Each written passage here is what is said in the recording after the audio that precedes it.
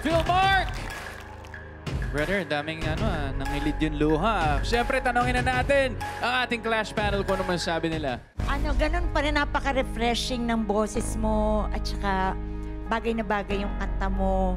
Actually, ramdam na ramdam ko yung pain na yung nangyari sa'yo, yung wala na yung... Oh, ako tuloy naiiyak. Kasi nawala yung papa niya.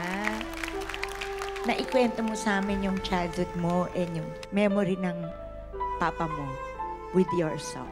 Thank you so much. Thank you for that song. Ang gustong-gusto ko sa'yo, you have that beautiful ability to connect your heart to your listeners. And yung tone ng boses mo, naiiba mo siya. Like, there's that last few lines na parang pabulong, na parang spoken. Malaki yung impact. So, doon sa pagkanta mo, na iiba-iba mo yung kulay ng texture ba ng boses mo. So, thank you so much for that beautiful performance of yours. Alright.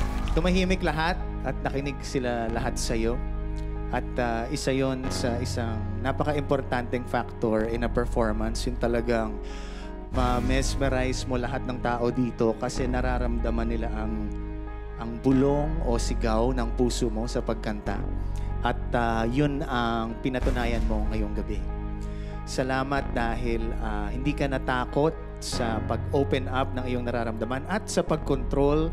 Kasi lumalaban lagi yan eh. Ako minsan kapag naiiyak ako tapos kumakanta ako, may breaks sometimes because of the emotion. Pero talagang na-feel namin na na-control mo yun. Minsan nalalabas mo ng konti para may emotion. And lastly, mas may pressure no pag clashbacker. Kasi everyone has watched you guys already. And everyone will judge you a little bit more.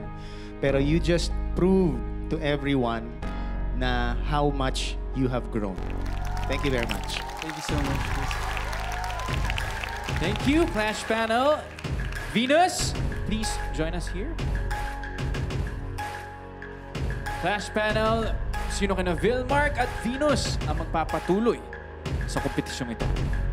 Alright, ang magpapatuloy sa kompetisyon ay si...